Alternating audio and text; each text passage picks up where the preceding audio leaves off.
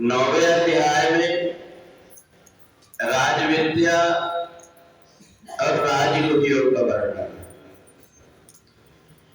मोघासा मोघ कर्माणो मोघ ज्ञाना विचेत्सा राक्षसी मासुरीम जैव प्रकृतिम मोहनीम सृजा।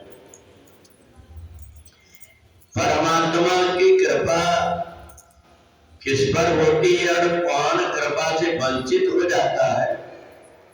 राजविद्या के इस अध्याय को समझने के लिए हमें दो श्लोक समझना पड़ेगा। एक तो भगवान कहते हैं कि कुछ ऐसे व्यक्ति होते हैं जो व्यर्थ की ही आशा करते हैं, व्यर्थ के ही कर्म करते हैं और व्यर्थ की सोचते रहते हैं, इसलिए उनकी बुद्धि व्यर्थ की बातों में उलझी रहती है। और ऐसे व्यक्ति को आसुरी स्वभाव वाला कहते हैं, जो व्यर्थ की ही आशा करते हैं। अब दूसरा वो व्यक्ति है महात्मानस्तु मां पार्थ दैवीं प्रकृतिमाश्रिता भजन्त अनंत मनुष्यो ज्ञात्वा मुक्तादिम अव्ययम्। दूसरा वो व्यक्ति है जो कोई प्रकार की चिंता ना करके परमात्मा की भक्ति में लग जाता है, और जो परमात्मा की भक्ति में लग जाता है उसकी बुद्धि भी पवित्र हो जाती है, परमात्मा से उसका नाता भी जुड़ जाता है। जब तक हम परमात्मा की भक्ति नहीं करते, हमारे मन के अंदर व्यर्थ की बातें आते रहती है। कुछ भी बैठे बैठे व्यक्ति सोचते रहता है और सोचते सोचते स्वयं की बुद्धि को नष्ट कर लेता है, दूसरों को सताने लगता है, दूसरों को भी उसी बात के लिए बार बार प्रोत्साहित करता है। तो इसलिए हमें व्यर्थ की आशाओं को छोड़ करके जब हम परमात्मा की भक्ति में अपने आप को लगा देते तो अपने आप परमात्मा की कृपा होना शुरू हो जाती है। और इसलिए भगवान से जिसका संबंध बना हुआ है, जीवन में किसी प्रकार की कोई भी अनुकूल विपरीत परिस्थिति आती, वो साहस से काम लेता है।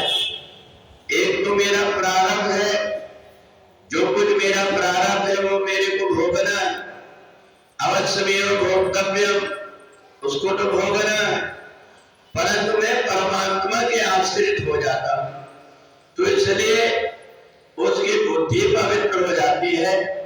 और बुद्धि जब पवित्र हो जाती है तो व्यर्थ की आशाओं में नहीं पड़ता। और यही बात भगवान राजविद्या राजगुरु योग में कहते हैं कि वह ज्ञानी व्यक्ति है, अपने मूल व्यक्ति के कारण संसार की ही आशा तृष्णा में लगा रहता है। और जो महात्मा है, जो मेरी भक्ति करने लगता है, वो मेरे से जुड़ करके संसार की जितनी प्रकार की परिस्थिति आती है उन सब में परमात्मा की इच्छा सोच करके अपने आप को ढाल लेता है। तो इसलिए हमें परमात्मा की भक्ति में लगना है।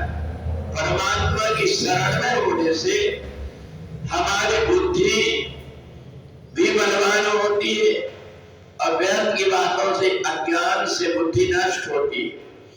इसलिए समझदार व्यक्ति अपने सामर्थ्य के अनुसार परमात्मा की भक्ति करके जीवन जीने की कला सीख लेता है। परमात्मा ने सबको जीवन दिया है, परंतु जो परमात्मा से जुड़ करके अपना जीवन जीता है, वास्तव में उसको जीवन जीने की कला आ जाती है। उसको किस परिस्थिति में किस प्रकार का निर्णय लेना है, कैसा व्यवहार करना है, ये परमात्मा की कृपा से उसको भली भांति प्राप्त हो जाता है, उसको ज्ञान हो जाता है। इसलिए अपने आप को जो परमात्मा से जोड़ करके रखता है, परमात्मा की उसके ऊपर कृपा बरसते रहती है।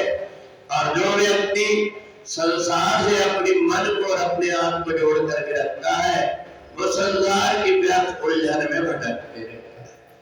बोले वृंदावन बिहारी लाल की।